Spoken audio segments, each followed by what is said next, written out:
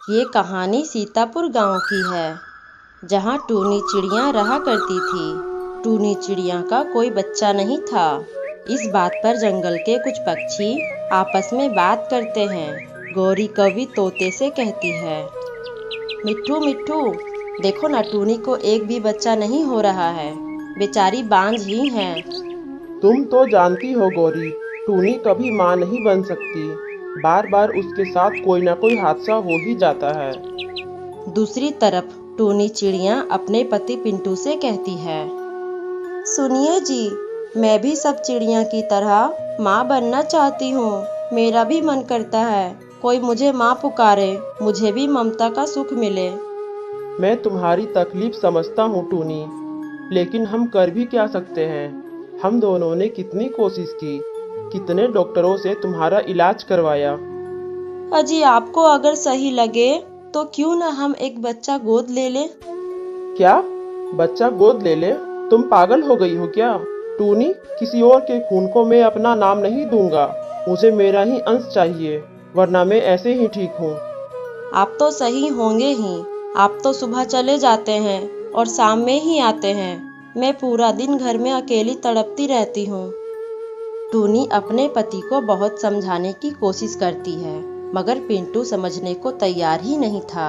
एक दिन टूनी चिड़िया खाना लाने जा रही थी, तभी उसकी नज़र एक अंडे पर पड़ती है, तो वो उसे देखकर रुक जाती है। अरे, ये अंडा किसका है? ये तो अब फूटने ही वाला है। इसकी माँ कहाँ है? मैं एक काम करती हूँ, थोड़ी देर इसके पास ही रुक जाती हूँ, वरना कोई शिकारी पक्षी इसे खा जाएगा। टूनी चिड़िया काफी देर तक अंडे के पास बैठी रहती है, मगर कोई भी पक्षी वहां नहीं आता। मैं कब से इस बच्चे की माँ का इंतजार कर रही हूँ, मगर यहाँ तो कोई पक्षी आया ही नहीं।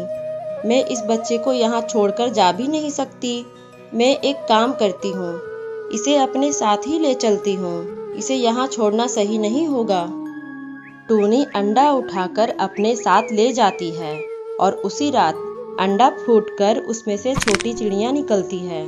वो बच्ची सबसे पहले टूनी चिड़िया की शक्ल ही देखती है और वो उसे ही अपनी माँ मानती है। अरे, ये बच्ची कितनी प्यारी है, मेरी बच्ची, तुम्हें किसी की नजर ना लगे। टूनी उस बच्चे की माँ का रोज तलाश करती है, पर उसे सफलता प्राप्त नहीं होती। फिर टूनी चिड़िया उसे बहुत अच्छा सा पोषण पालन देती है और मन में सोचती है, शायद ये भगवान की ही इच्छा थी कि मैं इस बच्चे को पालूं और इसकी माँ बनूं। भगवान ने मेरी ये इच्छा भी पूरी कर दी। आपका बहुत बहुत धन्यवाद भगवान जी। टूनी ने उस बच्ची का नाम परी रखा था। वो उसे खूब प्यार देती थी। कुछ दिनों बाद पिंटू कबूतर घर आया। अरे, ये कौन है? टूनी, ये किसका बच्चा है? ये हमारा बच्चा है। कितनी प्यारी है ना ये। टूनी, तुम पागल हो गई हो क्या? और ये तुम्हारा बच्चा कहाँ से आया? सच बताओ टूनी, इस बच्चे को कहाँ से उठा कर लाई हो? आप कैसी बातें कर रहे हो? ये अब हम दोनों का बच्चा है। कुछ दिन पहले मैं जब खाना लेने जा रही थी तो ये मुझे वहाँ पर मिली और इसका वहाँ पर कोई नहीं था, इसीलिए मैं इसे अपने साथ ले आई। टूनी, ऐसे ही किसी का बच्चा उठाकर ले आई हो और इसे अपना बच्चा बता रही हो? तुम्हें शर्म नहीं आती क्या? आपकी हिम्मत कैसे हुई इसे किसी और का कहने की? ये मेरा बच्चा है। ये सब सुनकर परी चिड़िया डर जाती है और वो अपने माँ के पीछे छिप जाती है। अरे अरे, तुम पीछे क्यों छिप रही हो? तुझे तो मैं अभी बाहर फेंकता हूँ। खबरदार, जहाँ मेरे बच्चे को हाथ भी लगाया तो आप मुझे छोड़कर यहाँ से चले जाइए। आप अपनी मटर गश्ती में ही बिजी रहो। मुझे अब आपके साथ नहीं रहना। मैं अपना घोंसला अलग बना लूंगी। आज से हमारा रिश्ता खत्म। टूनी चिड़िया अपने बच्ची को लेकर वहां से चली जाती है और अपना नया घोंसला बना लेती है। माँ माँ, क्या आप मेरी माँ नहीं हो? क्या वो अंकल जो कह रहे थे वो सच है? क्या मैं आपकी बेटी नहीं हूँ? बेटा, तुम इन सब बातों के बारे में मत सोचो। बस ये याद रखो कि मैं ही तुम्हारी माँ हूँ। तुम्हें मुझसे अब कोई भी अलग नहीं कर सकता। टूनी चिड़िया कभी भी अपने पति के पास वापस नहीं जाती। और वो अपने बच्चे को ढेर सारा प्यार देती है और कभी उसे अपने से दूर नहीं करती। टूनी ने अपनी जिंदगी तो शुरू कर दी थी, लेकिन जिंदगी इतनी आसान कहाँ होती है। आज का जमाना कहाँ है जहाँ लोग दूसरी की खुशी में खुश हों। आजकल तो एक दूसरे से जलने वाला जमाना है। हर कोई किसी को ऊपर नहीं देखना चाहता और ना ही किसी को खुश देखना चाहता है। टूनी के साथ भी ऐसा ही होने लगा। टूनी को सब ताने देने लगे। अरे देखो तो इस चिड़िया को, ये दूसरे का अंडा चुराकर कितनी खुश हो रही है। वो बेचारी माँ कितनी परेशान हो रही होगी जिसका अंडा चुराकर ये भागी है। टूनी किसी से कुछ नहीं कहती और ऐसे ही वहाँ से चली जाती है और अपने घर आ जाती है और बैठकर बहुत रोती है।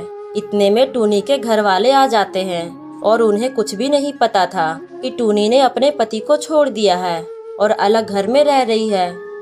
अरे टूनी मेरी बच्ची, कैसी है तू? आजकल इतनी बिजी हो गई है क्या कि अपने माता पिता से भी मिलने नहीं आती? माँ मैं तो बहुत अच्छी हूँ, आप बताइए आप कैसे हैं? बस माँ समय नहीं मिलता, घर के काम में ही व्यस्त रहती हूँ। मगर बेटा तू किसके घर में रह रही है और दामाद जी कहाँ हैं? कहीं बाहर गए हैं क्या? माँ वो मैंने अलग घर बना लिया है। पर बेटा तूने ऐसा क्यों किया और तूने मुझे बताना भी जरूरी नहीं समझा? पिताजी वो मुझे बहुत ही परेशान करने लगे थे और महीने में बस एक बार ही घर आते थे और मुझ पर बिल्कुल भी ध्यान नहीं देते थे। हमारे बच्चे भी नहीं थे और उन्हें इस बात की परवाह भी नहीं थी। तभी वहाँ पर परी चिड़िया आ जाती है। मम्मी ये कौन है? परी बेटा ये तुम्हारे नाना नानी हैं, इन्हें नमस्ते करो बेटा। नमस्ते नाना और नानी जी, मैं आप लोग के लिए मीठे मीठे आम लाती हूँ। अरे वाह परी बेटा, तुम तो बहुत समझदार हो, जाओ जल्दी से लेकर आओ। परी चिड़िया आम लेने चली जाती है। तभी टूनी की माँ कहती है, अरे टूनी अभी तो तुमने कहा कि तुम्हारा एक भी बच्चा नहीं है, फिर ये इतनी प्यारी बच्ची किसकी है? टूनी सारी बातें अपनी माँ को बताती है। बेटा अगर इसकी माँ मिल गई और इसे यहाँ से ले गई तो तुझे कितना दुख होगा इसे छोड़ने में। पापा आप भी औरों की तरह बोल रहे हैं, सब लोग यही कह रहे हैं, लेकिन मैंने इसे पाला है और अब मैं ही इसकी माँ हूँ। बेटा हर मुसीबत में मैं तेरे साथ हूँ, बस तू कभी हार मत मानना और कोई भी दिक्कत हो तो मुझे जरूर याद करना। तेरे मम्मी पापा है तुम्हारे साथ। मम्मी पापा आप लोगों का बहुत बहुत धन्यवाद। मुझे तो लगा था इस लड़ाई में मुझे अकेले ही लड़ना होगा। और फिर टूनी के माता पिता कुछ समय के बाद चले जाते हैं और किसी को नहीं पता कि कब क्या हो जाए। टूनी के माता पिता की बात सच हो गई और परी की माँ अचानक से आ गई। ये मेरी बच्ची है, तुम इसे मुझे वापस दे दो। नहीं ये मेरी बच्ची है, तुम इसे छोड़कर चली गई थी। इसे मैंने जन्म दिया है, इस पर तुम्हारा कोई हक नहीं है। तुम तो परी को छोड़कर चली गई थी। जब ये अंडे से निकली तो ये मेरी शक्ल ही देखी थी, इसीलिए ये मुझे माँ मानती है, तुम्हें नहीं। तुम कुछ भी कहो, ये मेरी बेटी है और मैं इसे हासिल करके रहूंगी। टूनी चिड़िया ने परी को जाने नहीं दिया और रानी चिड़िया वहाँ से गुस्सा होकर चली गई और अपने घर में जाकर वो बोली, कुछ तो करना होगा, आखिर वो मेरी बेटी है, ऐसे कैसे वो मेरी बच्ची को नहीं देगी। कल मैं चील राजा के पास जाऊंगी। रानी चिड़िया राजा के पास जाती है और सारा मुद्दा राजा तोते के सामने रख देती है। राजा जी परी मेरी बेटी है, मैंने उसे जन्म दिया है, तो क्या एक माँ को उसकी बेटी के साथ रहने का हक नहीं है? हक? कैसा हक? राजा जी अब एक माँ अपने नवजात बच्चे को अकेला छोड़कर चली जाती है तो उस बच्चे पर उसका कैसे हक हो सकता है? मैंने परी का देखभाल किया है तो उस पर मेरा ही हक है। मैंने दोनों पक्षों को अच्छे से सुना है, जिसके बाद मैंने फैसला किया है कि कुछ दिनों के लिए रानी चिड़िया को अपनी बेटी को साथ रखने का जरूर अधिकार मिलना चाहिए। अगर किसी कारणवश वो अपनी बेटी को पालने में सक्षम नहीं हुई या परी चिड़िया उसे अपनी माँ नहीं मानी तो परी पर सिर्फ टूनी चिड़िया का ही अधिकार होगा।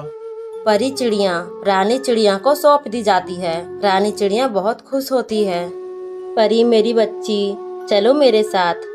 परी और रानी दोनों घर पहुंच जाते हैं। मेरी बेटी मेरे घर आई है, आज उसे बहुत अच्छा खाना दूंगी। रानी खाना तैयार करके परी को आवाज देती है, परी बेटा, कहाँ हो? देखो, तुम्हारी माँ तुम्हारे लिए कितना स्वादिष्ट खाना बनाई है। तुम बहुत खुश हो जाओगी इसे खाकर। रानी परी को बार बार आवाज देती है, लेकिन परी नहीं आई। रानी चिड़िया परी को खोजते खोजते बाहर निकल जाती है। तभी परी एक डाल पर बैठी दिखाई देती है। बेटा, रो क्यों रही हो? चलो ना, खाना खा लो। मुझे नहीं खाना है, तुम बस चली जाओ यहाँ से। चुप करके खाना खा लो। कहा ना नहीं खाना मुझे। रानी परी को मार देती है। देखती हूँ कब तक नहीं खाओगी। और रानी घर चली जाती है। नहीं, ये मेरी माँ नहीं हो सकती। माँ अपनी बच्ची को कभी नहीं मारती। मुझे अपनी मम्मी के पास जाना है। रानी चिड़िया भी सोचती है, मुझे ऐसे परी पर हाथ नहीं उठाना चाहिए था। मैं सच में बहुत बुरी माँ हूँ। रानी परी के पास जाती है। परी के आंखों से आंसू रुक ही नहीं रहे थे। वो रोए ही जा रही थी। परी चलो, मैं तुम्हें ऐसी जगह ले चलूंगी जहाँ तुम बहुत खुश रहोगी। चलो मेरे साथ। रानी परी को उसके माँ के पास ले जाती है। परी अपनी माँ को देखकर लिपट जाती है। उनका प्यार देखकर रानी के आंखों में भी आंसू आ जाता है। मुझे माफ कर दो। सॉरी, मैं तुम्हारी एक अच्छी माँ नहीं बन पाई। और टूनी तुम्हें मुझसे बहुत अच्छे से संभाल सकती है। तुम उसी के साथ रहो। मैं तुम लोगों को कभी भी परेशान नहीं करूँगी।